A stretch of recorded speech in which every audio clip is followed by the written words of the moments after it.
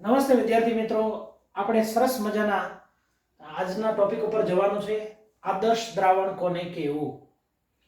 એ પહેલા તમને બધાને એટલી વસ્તુ ક્લિયર હોવી જોઈએ, રાઉટભાઈનો નિયમ. રાઉટભાઈના નિયમો આપણે બાષ્પશીલ દ્રાવક અને અબાષ્પશીલ દ્રાવ્ય માટે, બાષ્પશીલ દ્રાવક અને બાષ્પશીલ દ્રાવ્ય માટે બંને માટે આપણે નિયમો ભણ્યા છીએ. એક આપણે આવો નિયમ ભણ્યા હતા કે કુલ દબાણ છે એ એમાં રહેલા દરેક વાયુના દબાણના સરવાળા જેટલું હોય છે. એ બધી વસ્તુઓ ભણ્યા પછી આપણે એક તારણ કર્યું હતું, P total is equal to P top A into x of A plus P top B into x of B. એના ઉપરથી આપણે એક સરસ મજાનું સૂત્રની તારણ કરી હતી કે P total is equal to P top A plus P top B minus P top A into x of A. અને અથવા તો એને બીજી રીતે લખવું હોય આપણે તો P total is equal to P top B plus કૌંસમાં P top A minus P top B into x of A. આવું સરસ મજાની આપણે વાત કરી હતી. એને આધારે જ આપણે એક સરસ મજાના આદર્શ દ્રાવણ વિશેની વાત કરવાની છે. મિત્રો, આદર્શ દ્રાવણ કોમ્પિટિટિવ એક્ઝામ માટે ખૂબ અગત્યનો છે. આમાંથી પ્રશ્ન 99% પ્રશ્ન પૂછાય એટલો બધો અગત્યનો છે, એટલે એ પ્રમાણે તમારે આ ટોપિકને બરાબર તૈયાર કરવાનો છે. પહેલી વાત, આદર્શ દ્રાવણ આપણે કોને કહેશું? તો કે જે દ્રાવણ કોઈ પણ તાપમાન હોય અને કોઈ પણ સાંદ્રતા હોય ત્યારે જો રાઉટના નિયમનું ફોલો કરે, રાઉટના નિયમનું પાલન કરે તો એ દ્રાવણને આદર્શ દ્રાવણ કહેવાય. આપ તમે વાયુ વિશે ભણી ગયા છો કે વાયુમાં તમને ખબર છે કોઈ પણ વાયુ બોયલના નિયમનું પાલન કરે, ચાર્લ્સના નિયમનું પાલન કરે, ગેલ્યુસેકના નિયમનું પાલન કરે, આદર્શ વાયુ સમીકરણ PV = nRT નું પાલન કરે, તો એવા વાયુને આપણે આદર્શ વાયુ એવું કહેતા હતા. સેમ કન્ડિશન એના જેવી કે જે રાઉટભાઈના નિયમનું પાલન કરે, પછી તાપમાન ગમે હોય, સાંદ્રતા કોઈ પણ હોય, પણ રાઉટના નિયમનું પાલન કરે તો તેને એ દ્રાવણને આપણે આદર્શ દ્રાવણ કહેશું. પરંતુ જે દ્રાવણ રાઉટભાઈના નિયમનું પાલન ન કરે, એટલે કે કોઈ પણ સાંદ્રતાએ કોઈ પણ તાપમાને રાઉટભાઈના નિયમનું પાલન ન કરે, તો એવા દ્રાવણને આપણે બિન આદર્શ દ્રાવણ કહેશું. આદર્શ દ્રાવણ માટેનો એક સરસ મજાનો મુદ્દો મારે તમને કહેવાનો છે કે આદર્શ દ્રાવણ માટે કઈ કઈ બાબતો હોય છે. તો એ પહેલા હું તમને દ્રાવણ બનાવતા શીખવાડું કે દાખલા તરીકે તમે જાણો છો મેં બે પાત્ર લીધા છે. અત્યારે આ પાત્ર એક છે, આ બીજું પાત્ર છે. આ બંને પાત્રમાં અહીંયા મેં ઘટક A ના કણો લીધા છે. આ ઘટક A એટલે ઘટક A છે, આ A ઘટક છે. એટલે આમાં જેટલા અણુઓ છે એમાં A વચ્ચે આકર્ષણ હોય છે. અહીંયા હું બીજું દ્રાવણ લઉં છું. એ દ્રાવણ છે B.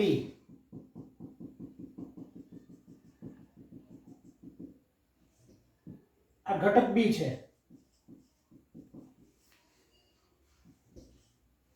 આમની વચ્ચેનો જે અણુ હોય એમાં BB વચ્ચે બંધ બનેલા હોય છે. હવે ધારો કે આ મેં ઘટક A લીધો છે, ઘટક B લીધો છે, એવું સેમ કન્ડિશન હોય ત્રીજું પાત્ર લઉં છું. એ ત્રીજા પાત્રની અંદર આ બંને દ્રાવણોને હું મિક્સ કરું છું. એટલે આપ જાણો છો આ અત્યારે મેં લખ્યા છે, આ ઘટક કણો છે B ના લખ્યા છે, B ના અણુઓ છે. અહીંયા જે દ્રાવણ છે એ A ના અણુઓ છે, આ A ના અણુઓ છે. ઓકે, હવે આપ જાણો છો કે આમાં AA ના અણુઓ આસપાસ હોઈ શકે, BB ના અણુ આસપાસ હોઈ શકે અને AB ના અણુ આસપાસ હોઈ શકે. એટલે આમાં AA હોય, BB હોય અને AB બંધ પણ હોય, આપ જાણો છો. હવે જ્યારે આ દ્રાવણોને તમે મિક્સ કરો છો ત્યારે બેઝિક રીતે આપણે એવું ભણેલા છે મિત્રો કે બે દ્રાવણોને તમે ભેગા કરો ને એમાંથી જે દ્રાવણનું મિશ્રણ બને છે, કુલ મિશ્રણ જે બને છે, એ કુલ મિશ્રણ છે એમાં એનું જે કદ છે એ નિયમ પ્રમાણે આપણે એવું સમજતા હોઈએ છીએ કે દાખલા તરીકે આનું 30 ml છે, આનું 20 ml છે, ટોટલ તો 50 ml થાય. આવું આપણે વ્યવહારિક રીતે સ્વીકારેલું છે. પરંતુ તમારી જાણ માટે કે જ્યારે જુદા જુદા ઘટકોને ભેગા કરો છો ત્યારે એનું કદ બંનેના કદના સરવાળા જેટલું થાય જ એવું ઘણીવાર જરૂરી નથી પણ હોતું. કારણ કે એનો આધાર છે આ અણુઓ બંને ભેગા થાય પછી જે ભેગા થવાથી જે મિશ્રણ બને છે એમની વચ્ચેના આકર્ષણ બળો કેવા પ્રકારના છે, એમને આધારે એમની આકર્ષણ બળની ક્રિયાને આધારે એના કદમાં ફેરફારો પણ થતા હોય. પરંતુ રાઉલ્ટભાઈના નિયમ પ્રમાણે કેટલાક મુદ્દાઓ પર આપણે ધ્યાન કેન્દ્રિત કરીએ તો એમાં પહેલી વસ્તુ કે પહેલો મુદ્દો કે ડેલ્ટા વી મિક્સિંગ તમે કદ જ્યારે ભેગું કરો છો ત્યારે કદમાં થતો ફેરફાર એ 0 હોવો જોઈએ. Delta V mixing is equal to 0 હોવો જોઈએ. સમજાવું છું શું કહેવા માંગે છે કે તમે આમાં 20 ml લીધું છે, આમાં 30 ml લીધું છે, તો ટોટલ આપે એને મિશ્રણ ભેગું કરો છો એટલે 50 ml થાય. અને 50 ml થાય એનો અર્થ એમ થઈ ગયો કે કદમાં થતો ફેરફાર 0 થયો. ટોટલ કદ હતું કેટલું 50, થયું કેટલું 50, એટલે કદમાં થતો ફેરફાર કેટલો થયો તો કે કદમાં થતો ફેરફાર 0 થયો. આમાં કદમાં થતો ફેરફાર આમ નહીં માપતા 30 - 20 એટલે 10 આવે ને ફેરફાર 10. ટોટલ કેટલું કદ હતું તો કે 50, મિક્સ કર્યા પછી કદ કેટલું થયું તો કે 50. અચ્છા, તો કદમાં થતો ફેરફાર ડેલ્ટા વી મિક્સિંગ 0 થાય. આદર્શ દ્રાવણ માટેનું પહેલું લક્ષણ છે કે કદમાં કોઈ દિવસ જેટલા ઘટકોને ભેગા કરો એના કદના સરવાળા જેટલું કુલ કદ થાય. તો આ પહેલી એની શરત છે.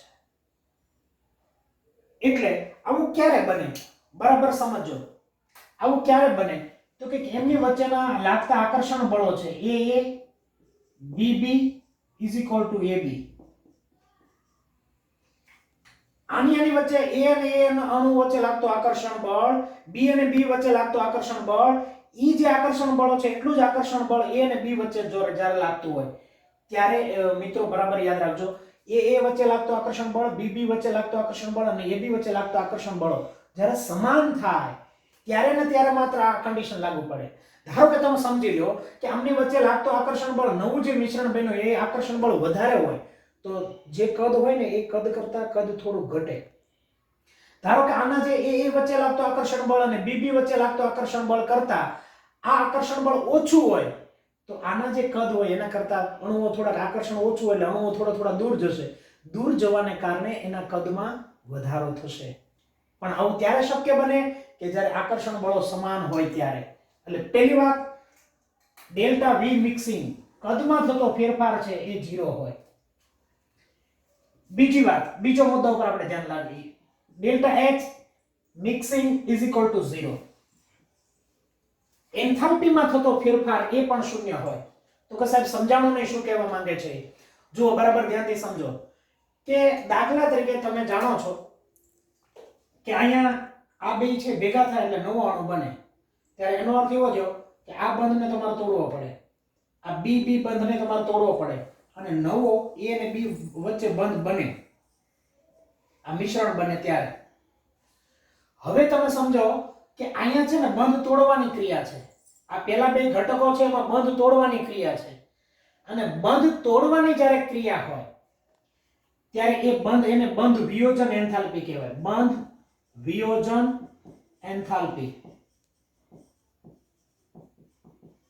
બંધને તમારે તોડવા છે, એ તોડવા માટે તમારે ઊર્જા આપવી પડે એટલે ડેલ્ટા H પોઝિટિવ થાય હંમેશા. ડેલ્ટા H પોઝિટિવ હોય તમારે ઉષ્મા આપવી પડે. બંધને તોડવા માટે તમારે ઉષ્મા આપવી પડે. અને જ્યારે એમ નવા બંધ બને તો બંધનું નિર્માણ થાય. બંધ નવા બને છે કે નવું બંધનું નિર્માણ થાય છે. તો નિર્માણ થાય છે ત્યારે એમાંથી મિત્રો ઊર્જા મુક્ત થાય છે. ઊર્જા મુક્ત થાય છે. મુક્ત થાય છે એટલે એનું મૂલ્ય માઈનસ હોય, એને ડેલ્ટા H માઈનસ કહેશું આપણે. આમાં તમારે ઊર્જા આપવી પડે એટલે ડેલ્ટા H પ્લસ છે. આમાં ઊર્જા છૂટી પડે એટલે ઊર્જા મુક્ત થાય છે. હવે તમે સમજી લો કે અહીંયા જેટલી તમારે ઊર્જા આપવી પડે, દાખલા તરીકે 50, અહીંયા 50, તો અહીંયા જેટલા બને ને ત્યારે 100 કિલોજૂલ ઊર્જા છૂટી પડે. તમે 100 આપી છે અને 100 છૂટી પડે. કારણ કે સાહેબ આકર્ષણ બળો સમાન છે. જેટલો અહીંયા તોડવામાં તમારે ઊર્જા આપવી પડી હતી એટલું જ જ્યારે બને છે ત્યારે ઊર્જા છૂટી પડે. કારણ કે આકર્ષણ બળો સમાન છે. આ મુદ્દાને બરાબર સમજો. આ એક આપણો મુદ્દો જ છે કે આકર્ષણ બળો સમાન છે. આકર્ષણ બળ સમાન છે અને આકર્ષણ બળો સમાન છે એટલા માટે મિત્રો કે જેટલો બંધ તોડવામાં તમારે જેટલી ઊર્જા આપવી પડે છે એટલી જ બંધને છૂટા પડે છે. તોડવામાં જેટલી ઊર્જા આપો છો એટલું જ બંધ છે એ બંધનું સર્જન થાય છે ત્યારે ઊર્જા છૂટી પડે. એટલે ડેલ્ટા H આ જેટલો પોઝિટિવ હોય એટલો જ ડેલ્ટા H માઈનસ નેગેટિવ હોય. એટલે પરિણામે એનો એન્થાલ્પીનો ફેરફાર છે એ 0 થઈ જાય. કયા દ્રાવણ માટે? આદર્શ દ્રાવણ માટે. આદર્શ દ્રાવણ માટે પહેલી શરત શું? તો કે ડેલ્ટા V મિક્સિંગ 0 થાય, કદમાં ફેરફાર ન થાય મિક્સ કરો તો, એની ઉષ્મામાં ફેરફાર ન થાય, ફેરફાર થાય પણ પરિણામી ફેરફાર એનો શૂન્ય થઈ જાય, જેટલી ઉષ્મા એમાં આપવી પડતી હોય એટલી જ ઉષ્મા છૂટી પડે એટલે પરિણામી એનો એન્થાલ્પી ફેરફાર છે એ 0 થઈ જતો હોય. ત્રીજી વાત આ શરત કે AA BB વચ્ચે લાગતું આકર્ષણ બળ AB જેટલું હોય છે, આકર્ષણ બળો સમાન હોય છે. ચોથી શરત આ સમાન હોય એટલે જ આપણી શક્ય છે. ચોથી શરત ખાલી સમજવા માટે કે ડેલ્ટા S હંમેશા સોલ્યુશન એટલે કે દ્રાવણો માટે કોઈ પણ તમે દ્રાવણ બનાવો મિત્રો, તો દ્રાવણ બનાવો એનો અર્થ એવો થઈ ગયો કે દ્રાવ્ય અને દ્રાવકના અણુઓ છે ને તમે મિક્સ કરો છો એટલે કે ઘટક કણોનું પ્રમાણ તમે વધારો છો. ઘટક કણો વધે છે એટલે જેટલા પાર્ટ્સ, જેટલા પાર્ટિકલ્સ, જેટલા કણ વધે એટલે એન્ટ્રોપી વધે, એટલે એન્ટ્રોપીનું મૂલ્ય હંમેશા 0 કરતા મોટું હોય એટલે એન્ટ્રોપી હંમેશા વધે જ તે. બરાબર સમજતા જજો. આદર્શ દ્રાવણ માટે કદમાં થતો ફેરફાર મિક્સિંગ 0, એન્થાલ્પી મિક્સિંગ 0, એન્ટ્રોપીનું મૂલ્ય હંમેશા ધન હોય, એન્ટ્રોપી હંમેશા વધે છે. અને છેલ્લી વાત કે દ્રાવણ જ્યારે ભેગું કરો છો ત્યારે ડેલ્ટા G નું મૂલ્ય 0 કરતા નાનું એટલે કે ઋણ મૂલ્ય હોય. આપ જાણો છો કે ઋણ મૂલ્ય એટલા માટે હોય કે આપમેળે જેટલી પ્રક્રિયા થાય એ આપમેળે થતી પ્રક્રિયા છે, એ આપમેળે થતી પ્રક્રિયામાં હંમેશા મુક્ત ઉર્જા ઘટે છે. આપણે એ નિયમ સારી રીતે ભણી ગયા છીએ. તો મિત્રો આ મેં તમને જે સમજાવ્યું છે એ જે મેં સમજાવ્યું છે તમને એ મેં આદર્શ દ્રાવણ માટે સમજાવ્યું કે જે દ્રાવણ કોઈ પણ તાપમાને કોઈ પણ સાંદ્રતાએ રાઉલ્ટભાઈના નિયમનું પાલન કરે એવા દ્રાવણને આપણે આદર્શ દ્રાવણ કહેશું. આદર્શ દ્રાવણ માટે રાઉલ્ટભાઈનો નિયમ શું છે? તો કે સાહેબ આપણે આમ ભણ્યા હતા કે P કુલ દબાણ છે એ P કુલ દબાણ P ટોપી A into x of A plus P ટોપી B into x of B, આવું એક સૂત્ર આપણે ભણ્યા હતા એના જેટલું થાય. આમ ન કેવું હોય, આ બે સમાન થાય. આ સમાન એટલે તમારે સમજાવું છું કે આ જે P કુલ દબાણ છે ને એ ધારો કે આપણે ઓબ્ઝર્વ હોય, અવલોકિત કરેલું હોય. દાખલા તરીકે તમે મોનોમીટરના સાધન વડે માપો, અવલોકેલું એટલે પ્રયોગને આધારે તમે પ્રયોગ દ્વારા માપો તમે આનું, તો અહીંયા જે દબાણ મળે એટલું દબાણ રાઉલ્ટભાઈના નિયમ પ્રમાણે તમે સાદરૂપ આપો તો અહીંયા દબાણ જેટલું આવે એટલું જ દબાણ આમાં જોવા મળે. એટલે તમે જેટલું અવલોકેલું દબાણ હોય એટલું જ દબાણ તમને ગણતરી કરીને તમે રાઉલ્ટભાઈના નિયમ પ્રમાણે ગણશો તો એટલું જ દબાણ થશે. એનો અર્થ એવો થયો કે ખરેખર P of A is equal to P ટોપી A into x of A અને P of B is equal to P ટોપી B into x of B. એનો અર્થ એવો થયો કે તમે A નું દબાણ માપો છો તો P ટોપી A into x of A જેટલું જ હોય. આ કુલ દબાણ એટલે ખરેખર તો આમ તો તમે ભણી ગયા છો ને કે P કુલ દબાણ is equal to બે ઘટકો છે તો P of A વત્તા P of B બેના દબાણના સરવાળા જેટલું થાય છે. કુલ દબાણ બંને વાયુના દબાણના સરવાળા જેટલું હોય છે અને P of A is equal to P ટોપી A into x of A એટલે એ મેં અહીંયા મૂક્યું છે P of B is equal to P ટોપી B into x of B. આ બંને સમાન થાય. આ P of A એટલે એ વાયુનું દબાણનું તમે ઓબ્ઝર્વેશન કરો તો ઓબ્ઝર્વ જેટલું મળે એટલું જ પ્રાયોગિક મળે. આ P ટોપી B એનું તમે P of B એનું તમે ઓબ્ઝર્વ કરો તો જેટલું અવલોકેલું દબાણ હોય B નું એટલું જ તમને દબાણ પ્રાયોગિક રીતે મળે. એટલે કહેવાનો અર્થ કે આ રાઉલ્ટભાઈના નિયમનું પાલન કરે તો એવા દ્રાવણને આપણે આદર્શ દ્રાવણ નામ આપશું. આદર્શ દ્રાવણ હોય ત્યારે કદમાં થતો ફેરફાર મિક્સિંગ 0, એન્થાલ્પીમાં થતો ફેરફાર ડેલ્ટા H મિક્સિંગ 0, એન્ટ્રોપીનો ફેરફાર હંમેશા ધન હોય, મુક્ત ઉર્જાનો ફેરફાર હંમેશા ઋણ હોય. અને આદર્શ વાયુનો નિયમ એટલે રાઉલ્ટભાઈના નિયમનું પાલન કરે તો રાઉલ્ટભાઈનો નિયમ તમે ભણી ગયા છો કે P cool is equal to P ટોપી A into x of A plus P ટોપી B into x of B એટલે કે P of A is equal to P ટોપી A into x of A અને P of B is equal to P ટોપી B into x of B. આવા જ્યારે નિયમોનું પાલન કરે તો આવા દ્રાવણને આપણે નામ આદર્શ દ્રાવણ એવું આપીએ. હવે આદર્શ દ્રાવણનો આપણે ગ્રાફ જોવાનો છે અને એના કેટલાક એક્ઝામ્પલો, એના ઉદાહરણો આપણે જોવાના છે. પરંતુ એ પહેલા તમે એટલું વસ્તુ સરસ મજાનો નોટ ડાઉન કરી લો. આદર્શ દ્રાવણો માટે મુદ્દાઓ જોઈએ પછી આપણે એનો ગ્રાફ જોઈએ. ગ્રાફ અહીં હું લખું છું x of A is equal to 0 અને અહીંયા લખું છું x of A is equal to 1. આપ જાણો છો મોલસ મેક્સિમમ 1 હોય એટલે 0 થી માંડીને અહીંયા 1 સુધીના છે. જ્યારે x ઓફ a ધારો કે બે ઘટકોનું દ્વિઅંગી દ્રાવણ બન્યું છે, ઘટક a વત્તા b, બે ઘટકોનું દ્રાવણ હોય અને બંને પાછા બાષ્પશીલ છે, બાષ્પશીલ દ્રાવક અને બાષ્પશીલ દ્રાવ્ય. આ રાઉટના નિયમ 2 માં આપણે એક ગ્રાફ બાકી રહી ગયો હતો, પણ એ મારે આમાં લેવાનો હતો, એટલે માટે તમે સમજો બરાબર. તમારી પાસે બે ઘટકો છે a અને b અને બંને પાછા બાષ્પશીલ છે. સમજી લો, બંને બાષ્પશીલ હોય એનો અર્થ એવો થઈ ગયો કે બેયને કારણે દબાણ ઉદ્ભવે, એટલે p ઓફ a અને વત્તા p ઓફ b. a ના ઘટકને કારણે લાગતા દબાણને p ઓફ a કહેવાય, b ઘટકને કારણે લાગતા દબાણને p ઓફ b આપણે નામ આપશું. હવે જ્યારે x ઓફ a 0 હોય ત્યારે x ઓફ b = 1 હોય. શા માટે? તો કે સાહેબ આપણે ભણી ગયા છીએ કે કુલ ઘટકોના મોલ અંશ x ઓફ a વત્તા x ઓફ b, બે ઘટકો કુલ ઘટકો, તો એનો હંમેશા જવાબ 1 આવે. હવે હું x ઓફ a 0 લઈ લો તો મારે x ઓફ b બરાબર શું થઈ જાય? ફરજિયાત 1. આનું મૂલ્ય 0 હોય ત્યારે આનું મૂલ્ય 1 હોય, આનું મૂલ્ય 1 હોય ત્યારે x ઓફ b = 0, કારણ કે કુલ ટોટલ આપણે 1 થવો જોઈએ. બેના મોલાંશનો સરવાળો કુલ હંમેશા મોલાંશનો સરવાળો કુલ મોલાંશનો સરવાળો હંમેશા 1 થાય. કુલ મોલાંશ હંમેશા 1 થાય. બે ઘટકો છે તો બેના મોલાંશનો સરવાળો હંમેશા 1 થાય. તો હવે આપ જાણો છો કે a ઘટકના મોલાંશ આમ જતા વધે છે, તો એનો અર્થ એવો થઈ ગયો કે આનું દબાણ જેટલા x ઓફ a ઘટક એ બાષ્પશીલ છે, તો જેટલા એના મોલાંશ વધતા જશે એનું બાષ્પ દબાણ વધતું જશે, વધતા જશે એટલે એનું બાષ્પ દબાણ વધતું જશે. લ્યો, અહીંયા મોલાંશ મેક્સિમમ થઈ ગયા તો આનું દબાણ અહીંયા મેક્સિમમ થઈ ગયું. x ઓફ a જ છે અને x ઓફ b છે જ નહીં, તો x ઓફ a હોય તો અહીંયા જે દબાણ થયું ને એ p to p એ કહેશું શુદ્ધ ઘટક a નું બાષ્પ દબાણ. a નું બાષ્પ દબાણ છે પણ શુદ્ધ ઘટક જ છે, a જ છે, b છે જ નહીં, એટલે a નું બાષ્પ દબાણને p to p એ કહેશું.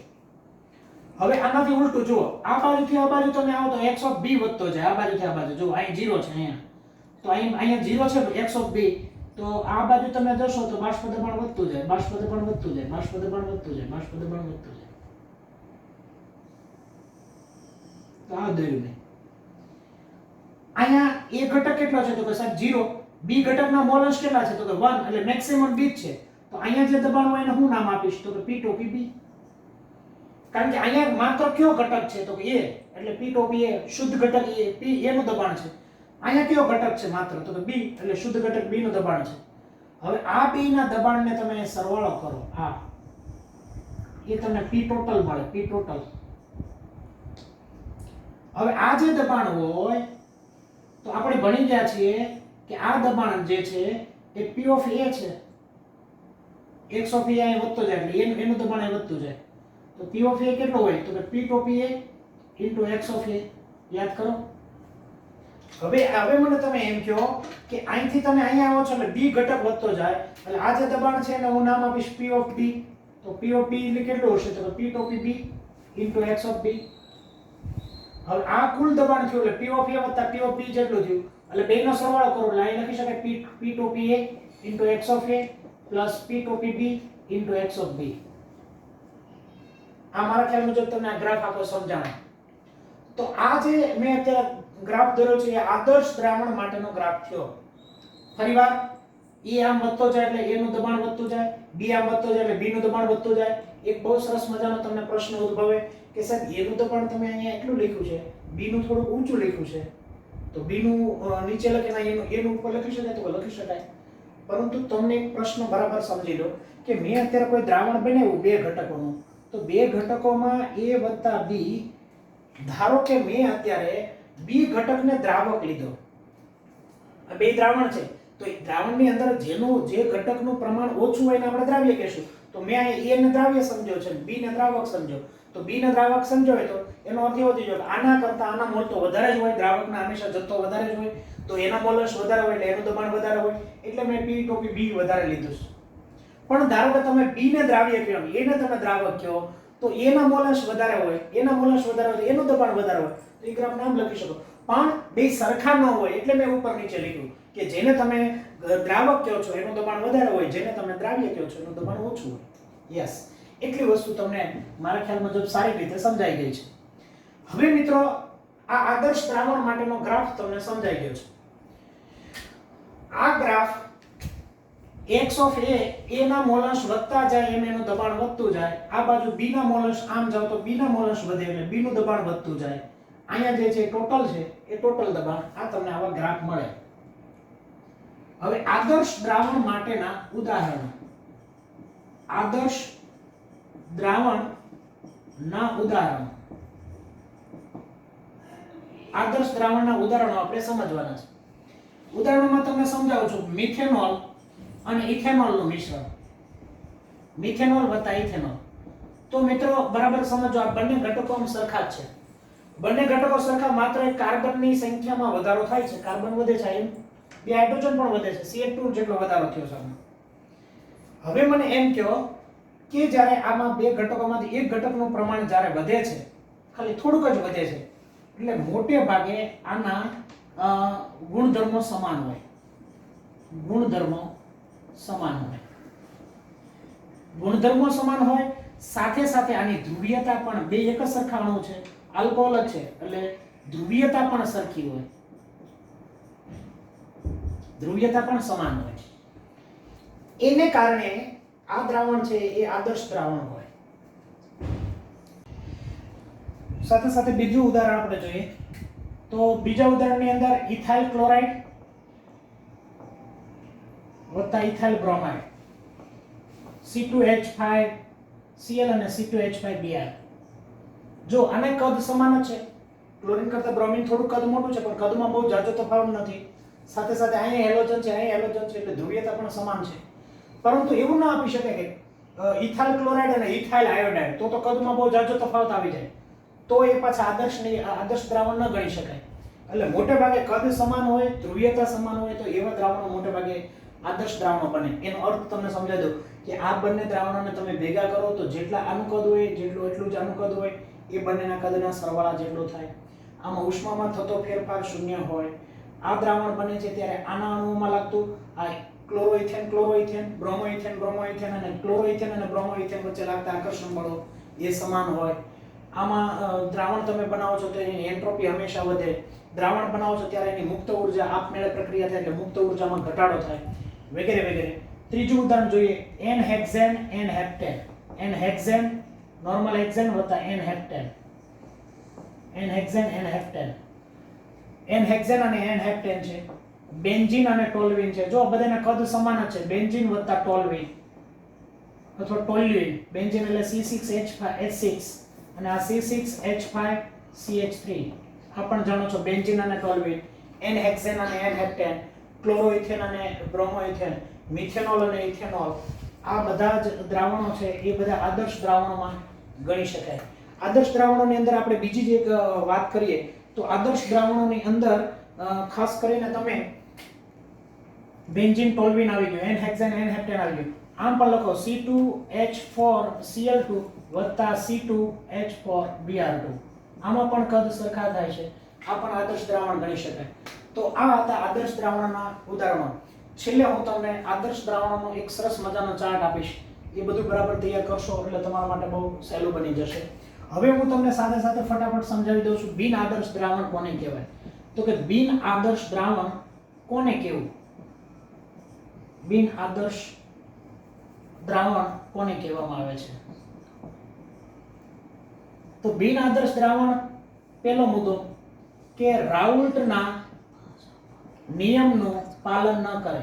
રાઉલ્ટના નિયમનું પાલન ન કરે. રાઉલ્ટના નિયમનું પાલન ન કરે એનો અર્થ શું તમે સમજી લો કે કોઈ પણ તાપમાને અને કોઈ પણ દબાણે પાલન ન કરે. ખાલી પાલન કરે પણ કોઈ પણ તાપમાને કોઈ પણ દબાણે પાલન ન કરે, એટલા માટે એને બિન આદર્શ દ્રાવણ કહેવાય. બિન આદર્શ દ્રાવણ હોય તો એમાં તમે કદ મિક્સિંગ કરો તમે તો ઇઝ નોટ ઇક્વલ ટુ 0. કદમાં થતો ફેરફાર 0 ન હોય. કદમાં કંઈક ફેરફાર થાય જ. 20 ml લ્યો, 30 ml લ્યો તો 50 ml થાય એવું જરૂર નથી. આમાં 50 ml કરતાં 1 ml ઓછું પણ હોઈ શકે, 1 ml વધારે પણ હોઈ શકે. એના આપણે પ્રકારો જોશું. એટલે B mixing is not equal to 0. બીજું સાથે સાથે ઉદાહરણ જોઈએ, delta H mixing is not equal to 0. આ પણ એમાં ઉષ્માનો થતો ફેરફાર, જેટલો બંધ તોડવામાં ઊર્જા આપવી પડે એટલી જ ઊર્જા બંધના સર્જનની અંદર ઊર્જા છે એ એટલી જ છૂટી ન પડે, એમાં ફેરફારો થાય. કારણ કે એ તમને અગત્યનો મુદ્દામાં એ સમજાવું છું કે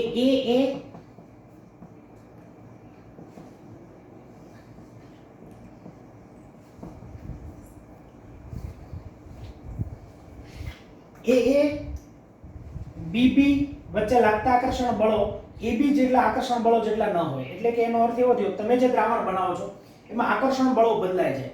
હવે એક શક્યતા એવી બને કે આમની વચ્ચે જેટલો આકર્ષણ બળ હોય એના કરતા આમાં આકર્ષણ બળ ઓછું હોય. તો એનો અર્થ એવો થયો કે જેટલા બંધને તોડવામાં ઉર્જા આપવી પડે એમાં આમાં નિર્બળ આકર્ષણ છે એટલે આ બંધ ઓછો બનશે એટલે એટલી ઉર્જા છૂટી નહીં પડે.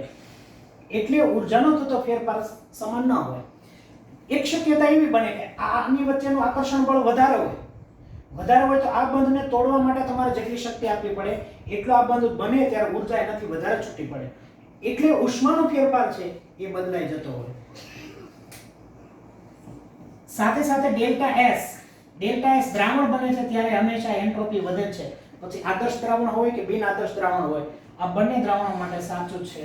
અને છેલ્લી વાત કે ડેલ્ટા જી મુક્ત ઉર્જાનો ફેરફાર છે એ હંમેશા ઋણ હોય. કોઈ પણ પ્રક્રિયા આપમેળે થાય તેનું મૂલ્ય ઋણ હોય. એટલે એ આ બંને આદર્શ દ્રાવણ હોય કે બિન આદર્શ દ્રાવણ હોય આ બંને તો એમાં સમાન જ રહેશે. પરંતુ રાઉલ્ટનો નિયમનું પાલન ન કરે, delta V mixing is not equal to 0, delta H mixing is not equal to 0, આકર્ષણ બળો સમાન ન હોય તો આવા દ્રાવણને બિન આદર્શ દ્રાવણ કહેવામાં આવે છે. બિન આદર્શ દ્રાવણ માટે તમે આપ જાણો છો કે P કુલ દબાણ છે એ P ટોપી A into x of A plus P ટોપી B into x of B આ તમે જાણો છો is not equal to થાય. એટલે કે તમે જે ઓબ્ઝર્વ કરેલું જે દબાણ છે, તમે જે અવલોકન કરેલું દબાણ છે એ દબાણ જેટલું આ રાઉલ્ટભાઈના નિયમથી જે દબાણ મળ્યું છે એટલું ન થાય.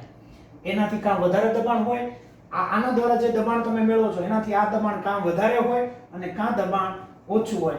એટલે કે રાઉલ્ટના નિયમને અનુસરે નહીં. આ રાઉલ્ટભાઈથી શોધેલું દબાણ છે એના જેટલું ન થાય. તો એવી રીતે આ બિન આદર્શ દ્રાવણ છે એ મિત્રો એના આપણે બે પ્રકારો પાડશું. બિન આદર્શ દ્રાવણ એ આપણે બે પ્રકારના બિન આદર્શ દ્રાવણો ભણશું. એક રાઉલ્ટના નિયમની અંદર રાઉલ્ટના નિયમોમાં ધન વિચલન જોવા મળતું હોય એવું ધન વિચલન એટલે ફેરફાર પણ પોઝિટિવ ફેરફાર, ધન વિચલન જોવા મળતું હોય એવું. અને બીજું બિન આદર્શ દ્રાવણ છે એ રાઉલ્ટના નિયમમાં ઋણ વિચલન જેમાં ઋણ વિચલન જોવા મળતું હોય એવું દ્રાવણ. એ બંને દ્રાવણો છે એ આની પછીના મુદ્દામાં જોઈએ, ધન વિચલન અને ઋણ વિચલન. પરંતુ યાદ રાખો કે જે સીધો સ્ટેટ ગ્રાફ મળે, આમ જાવ x of a વધે, આમ જાવ x of b ઘટે. આદર્શ દ્રાવણ માટેના ઉદાહરણો કે જેમાં કદમાં બહુ મોટો તફાવત ન હોય, એની પોલારિટી એટલે કે ધ્રુવીયતામાં બહુ તફાવત ન હોય એવા ઉદાહરણોમાં યાદ રાખવાના છે. બિન આદર્શ દ્રાવણો રાઉલ્ટના નિયમનું પાલન ન કરે, delta V mixing is not equal to 0, delta H mixing is not equal to 0, delta S greater than 0, delta G less than 0. તો આ બધી વસ્તુ છે તમે બરાબર તૈયાર કરી નાખવાની છે. હવે આપણે જોઈએ છે આદર્શ દ્રાવણો બિન આદર્શ દ્રાવણો છે એ બિન આદર્શ દ્રાવણોની અંદર ઋણ વિચલન. બિન આદર્શ દ્રાવણોના બે પ્રકાર છે, ઋણ વિચલન અને ધન વિચલન. એમની અંદર બિન આદર્શ દ્રાવણોમાં વિચલન જોવા મળે, આદર્શ દ્રાવણોમાં વિચલન ન જોવા મળે. તો ઋણ વિચલન માટે પહેલી વાત તો હું રાઉલ્ટનો નિયમ લખું છું કે રાઉલ્ટભાઈએ શું કીધું હતું કે રાઉલ્ટનો નિયમ P cool is equal to P ટોપી A into x of A plus P ટોપી B into x of B. જ્યારે તમે પ્રયોગ કરો છો અને એના ઉપર મોનોમીટર નામનો કોઈ પણ પાત્ર છે, બંધ પાત્ર છે, એની ઉપર તમે મોનોમીટર નામના સાધન વડે એનું દબાણ માપો છો, તો દબાણ જે મળવું જોઈએ એના કરતા રાઉલ્ટના નિયમના આધારે તમે જે દબાણ માપો એ વધારે આવે. એટલે કે રાઉલ્ટના નિયમ કરતા આ દબાણ ઓછું આવે. એટલે આને આપણે નામ આપશું ઋણ વિચલન. વિચલન એટલે ફેરફાર થયો પણ ફેરફાર ઘટાડા વાળો ફેરફાર થયો. આ તમારું અવલોકિત છે, ઓબ્ઝર્વ છે, એ અવલોકિત દબાણ આ દબાણ કરતા ઓછું હોય. p to p a into x of a plus p to p b into x of b. આના કરતા આ દબાણ ઓછું હોય. એનો અર્થ એવો થયો કે આ બે દબાણ છે એ p of a A p to p a into x of a અને p of b less than p to p b into x of b. આ p કુલ દબાણ તો ખરેખર શું છે તો કે p કુલ દબાણ છે એ p of a વત્તા p of b આના સરવાળા જેટલું હોય. પરંતુ આનો અર્થ એવો થઈ ગયો આના કરતા આ દબાણ વધારે છે, આના કરતા આ દબાણ વધારે છે એનો અર્થ એમ થયો p to p a કરતા p to p a p of a કરતા p to p a into x of a મોટું હોય, p to p b કરતા p of b કરતા p to p b into x of b મોટું હોય. આનો અર્થ એવો થયો તો જ આ દબાણ છે એ વધી શકે આ મૂલ્ય. હવે મને એમ કહો કે આ એક શરત, બીજી શરત ડેલ્ટા v મિક્સિંગ એ પણ લેસ ધેન 0. તમે જ્યારે દ્રાવણને મિક્સિંગ કરો છો તો મિક્સિંગ કરો છો ત્યારે એના કદમાં ઘટાડો થાય, કદ નાનું આવે, માઈનસમાં આવે, કદમાં થતો ફેરફાર માઈનસમાં આવે. આવું ક્યારે શક્ય બને? તો મિત્રો યાદ રાખી લો બરાબર, એ વચ્ચે લાગતો આકર્ષણ બળ BB વચ્ચે લાગતો આકર્ષણ બળ કરતા AB વચ્ચે લાગતું આકર્ષણ બળ વધારે હોય. બહુ અગત્યનો મુદ્દો છે આ કે તમે એ ઘટકનું દ્રાવણ છે, B ઘટક વાળું દ્રાવણ છે, બંને દ્રાવણોને તમે ભેગા કરો છો, ભેગા કરવાથી જે દ્રાવણ બને છે એમની વચ્ચે લાગતું આકર્ષણ બળ એ વધારે સ્ટ્રોંગ હશે. આ આકર્ષણ બળ કરતા આ બળ વધારે સ્ટ્રોંગ હશે. આ બળ વધારે સ્ટ્રોંગ હોય એટલે અણુઓ વધારે આકર્ષાશે, વધારે આકર્ષાશે એટલે વધારે જકડાઈ રહેશે, વધારે જકડાઈને રહેવાથી એનું દબાણમાં વધારે દબાણ હાવ ઓછું બનશે, વધારે આકર્ષણથી જોડાયેલું હશે એટલે દબાણ આપણું ઘટે છે. આ હેતુને કારણે આ દબાણમાં ઘટાડો થાય. તમારું જે ઓબ્ઝર્વેશન મળવું જોઈએ એ દબાણ ઓછું આવે છે એનું કારણ કે જે નવું દ્રાવણ બન્યું છે એના ઘટકોમાં આકર્ષણ બળ વધારે છે. એટલે અહીંયા લખી દઉં છું કે આકર્ષણ બળ વધે છે, આકર્ષણ બળ વધુ બને છે, આકર્ષણ બળ વધારે લાગે છે એટલા માટે દબાણ ઘટે છે. સાથે સાથે બીજી વાત, ડેલ્ટા H મિક્સિંગ એ પણ લેસ ધેન 0. આનો અર્થ તમે સમજી લો કે આ બંને દ્રાવણોને તમે ભેગા કરો છો તો હવે તમે સમજી લો કે આ જે ઘટકો વચ્ચે લાગતો આકર્ષણ બળ આની વચ્ચે લાગતો આકર્ષણ બળ કરતા આનું આકર્ષણ બળ કેવું છે તો કે વધારે. આને તમારે તોડવા માટે ઊર્જા આપવી પડે એ ધારો કે 50 આપવી પડે, આને તોડવા માટે આપવી પડતી ઊર્જાને 50 આપવી પડે. પણ આ વધારે પ્રબળ છે તો જેટલું પ્રબળતાથી બંધ બને ને એટલી ઊર્જા વધારે છૂટી પડે. તો આ 100 નો છૂટી પડે, 100 કરતા વધારે છૂટી પડે. આ બેનો ટોટલ 100 થયો તો એને બદલે 120 છૂટી પડે. તો આમાંથી તમે આની ઊર્જાને બાદ કરો એટલે -20 આવશે. જે આને વિયોજન એન્થાલ્પી કરતા સર્જન એન્થાલ્પીનું મૂલ્ય વધારે આવે. તો આના કરતા આમાંથી તમે બાદ કરશો તો માઈનસ આવશે. એટલા માટે ડેલ્ટા H ની કિંમત ઋણ આવે. ઋણ વિચલનમાં કદ મિક્સિંગ ઋણ આવે એટલે કે 0 કરતા નાનું આવે, ડેલ્ટા H મિક્સિંગ 0 કરતા નાનું આવે. સાથે સાથે બે ઉદાહરણો આપણે જોતા હતા, ડેલ્ટા S એ તો હંમેશા ધન જ આવે અને ડેલ્ટા G હંમેશા ઋણ જ આવે. એટલી વસ્તુ તમને સારી રીતે સમજાણી મારા ખ્યાલ મુજબ. ઋણ વિચલનનો આપણે જરા ગ્રાફ જોઈ લઈએ. તો ગ્રાફ નિયમ પ્રમાણે હવે તમને ફટાફટ ગ્રાફ આવડશે. ચાલો અહીંયા હું શું લઈ શકું? અહીંયા તો કે x of a is equal to કેટલા લો? 0. તો અહીંયા x of a કેટલા લો? તો કે સાહેબ 1. x of b કેટલા લો? તો કે અહીંયા 1 લેવા હોય તો અહીંયા x of b કેટલા થાય? 0. તો આનાથી અહીંયા જતા x of a વધ્યું, x of a વધ્યું એટલે આ દબાણ x of a વધ્યું એટલે અહીં હું લખું p to p a એનું શુદ્ધ દબાણ છે.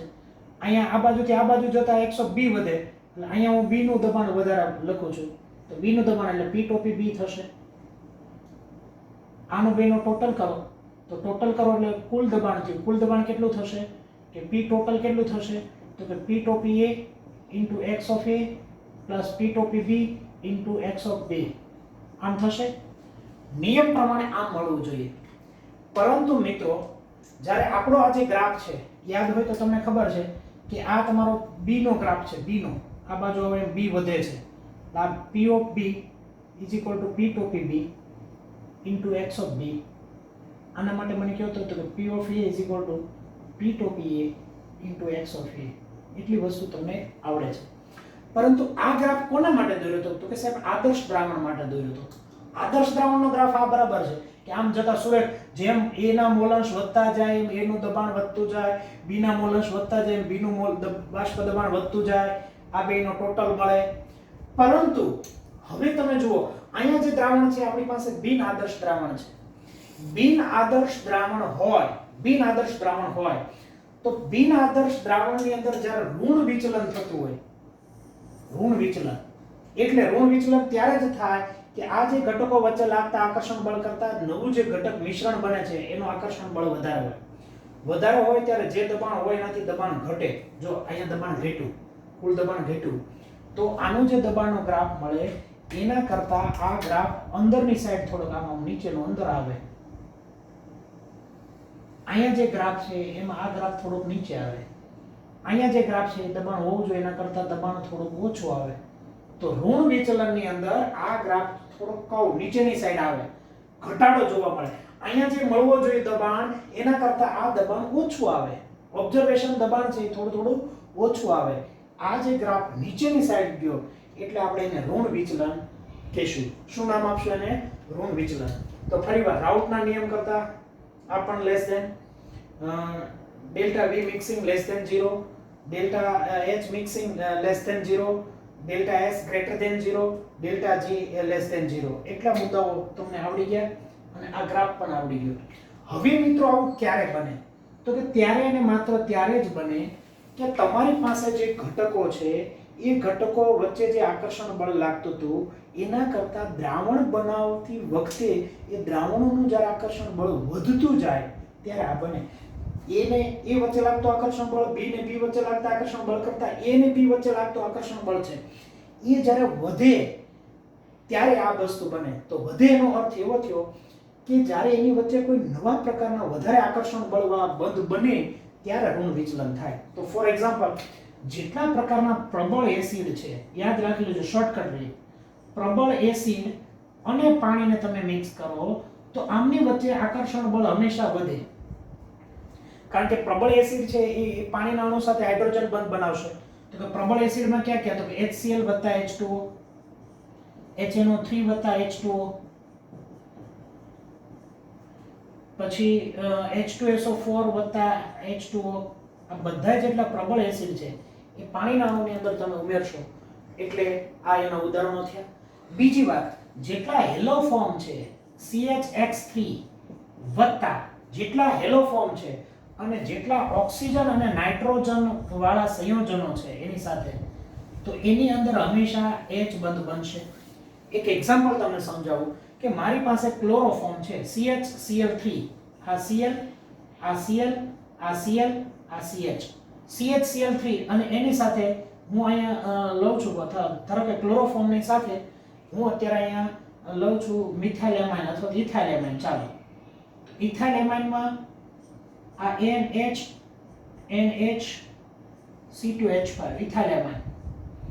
હવે તમને ખબર છે કે આ હેલોજન અને વિદ્યુત ઋણતા માઈનસ, આ મેળવે એટલે માઈનસ, મેળવે એટલે માઈનસ, આ હાઇડ્રોજન ગુમાવે એટલે પ્લસ, અહીંથી આ મેળવે એટલે આ માઈનસ બને, આ પ્લસ બને, આની વચ્ચે આકર્ષણ લાગ્યું એટલે વધારે બંધ મજબૂત થયો.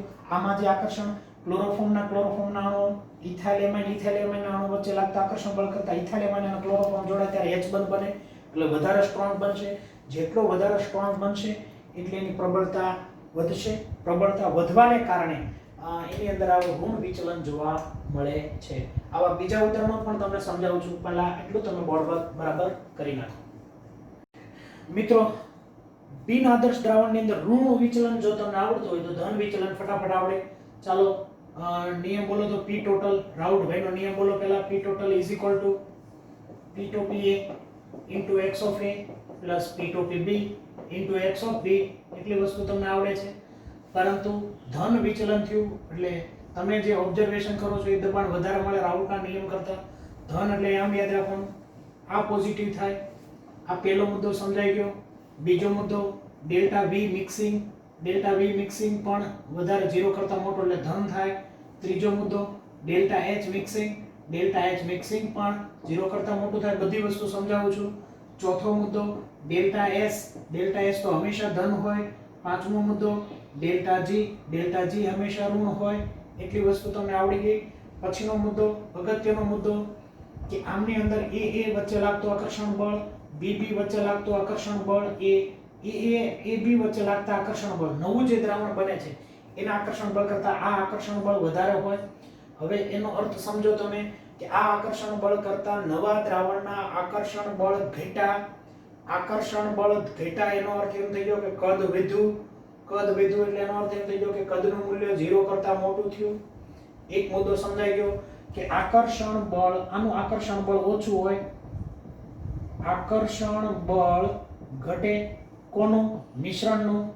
મિશ્રણનું આકર્ષણ બળ ઘટે એટલે એનું કદ વધે એટલે ડેલ્ટા V પોઝિટિવ.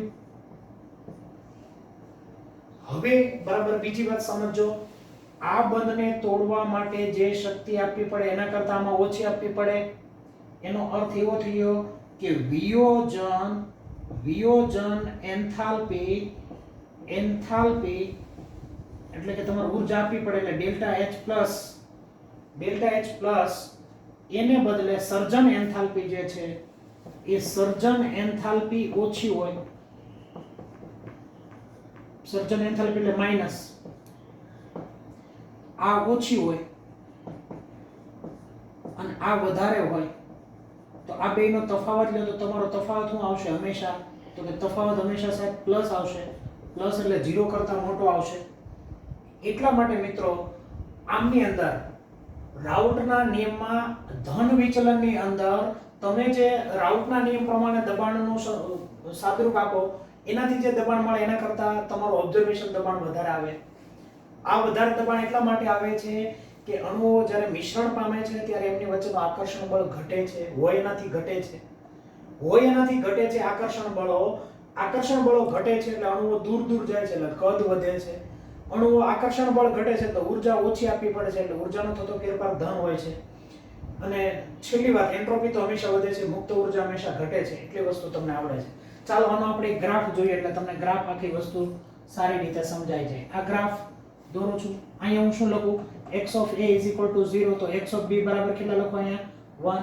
અહીંયા x of a is equal to કેટલા લખો? 1 તો x of b કેટલા લખું છું? 0. હવે તમને ખબર છે a અહીંથી આમ જતા વધે છે એટલે a નું ગ્રાફ આમ ઉપર જતા આ જે મેળો એ ખાલી માત્ર a નો મેળો ગ્રાફ પ્યોર એટલે p ટોપી a. આમથી આમ જાવ એટલે p ટોપી b તમને ગ્રાફ મળે. આ p ટોપી b મેળો તમને ગ્રાફ. અને આ બેનો ટોટલ લખો એટલે p ટોટલ મળે. p ટોટલ એટલે p ટોપી a into x of a plus p ટોપી b into x of b. આ ગ્રાફ મેળવો. હવે મિત્રો બરાબર ધ્યાનથી સમજો. ખરેખર ગ્રાફ આ રીતે મળવો જોઈએ અને આ રીતે ગ્રાફ દોરવા જાવ એને બદલે તમારો ગ્રાફ છે એ હોય એનાથી થોડુંક દબાણ વધારે આવે. ટોટલ દબાણ હોય એનાથી દબાણ આ ટોટલ દબાણ વધારે આવે એનો અર્થ તમે સમજી લો કે p of a પણ વધારે આવે. કોના કરતા? p ટોપી a into x of a કરતા. p of b પણ મોટો આવે. કોના કરતા? p ટોપી a into x of a કરતા, x of b કરતા. p ટોપી b into x of b. આ બે વધારે આવે એટલે આનો ટોટલ છે એ પણ વધારે આવે. કારણ કે pt એટલે p of a વત્તા p of b બેના સરવાળા જેટલું દબાણ હોય. પરંતુ આનો જો સરવાળો વધારે આવે એનો અર્થ એમ થયો કે આના કરતા p of a વધારે છે, આના કરતા p of b વધારે છે એટલે આ વધારે આવે. તો આ શરતને તમે સમજી શકો છો અને આનું મૂલ્ય પણ વધારે આવી શકે. આ તમારો જે ગ્રાફ છે એ ખરેખર છે p of b is equal to p ટોપી b into x of b. તો હોય એનાથી p of b વધારે આવે છે અને હોય એનાથી p of a વધારે આવે છે. p of a is equal to p ટોપી a into x of a. આ ગ્રાફ તમને સમજાઈ ગયો. હવે આના ઉદાહરણો જોઈએ. દાખલા તરીકે આ ઉદાહરણો એવા છે ઓલામાં તો h બંધ બનતો હતો એટલે આકર્ષણ h બંધ બને કે એવા નવા બંધ બને પ્રબળ તો ઋણ વિચલન. પરંતુ આમાં જે હોય એ બંધને તોડી નાખે. જો આમાં h બંધ બનતો હોય પણ એમાં બેન્ઝીન નાખો તો h બંધને તોડી નાખે એટલે બંધ નિર્બળ બન્યા. પાણીની અંદર ટોલ્વીન નાખો તો બંધ ઓછા થવા મળે h બંધ. ઇથેનોલ મિથેનોલ અણુઓ h બંધ બનાવતા અંદર પણ એમાં બેન્ઝીન નાખો. આ ધ્રુવીય છે, આ બિનધ્રુવીય છે, આ ધ્રુવીય છે, આ બિનધ્રુવીય. એક ધ્રુવીય બીજો બિનધ્રુવીય. બે સામે આમાં ધ્રુવીય હોય તો આકર્ષણ બળ વધે પરંતુ આમાં આકર્ષણ બળમાં ઘટાડો કરે છે. આકર્ષણ બળ ઘટે છે એટલે એનું દબાણ વધે છે. દબાણે વધે છે, કદે વધે છે અને સાથે સાથે એન્ટ્રોપી પણ વધે છે. એટલે કે એન્ટ્રોપી પણ વધે છે, એન્થાલ્પીનું મૂલ્ય પણ વધારે ડેલ્ટા H પણ પ્લસ આવે છે. માત્ર એક મુક્ત ઉર્જા ઋણ આવે છે. તો એટલી વસ્તુ બરાબર તૈયાર કરી નાખવાની છે, ઉદાહરણો સાથે બરાબર તૈયાર કરી નાખવાની છે. તો આ લેક્ચર ખૂબ અગત્યનો છે, નીટ માટે, જેડબલ્યુ માટે ખૂબ અગત્યનો મુદ્દો છે, એટલે એ પ્રમાણે બરાબર તૈયાર કરશો.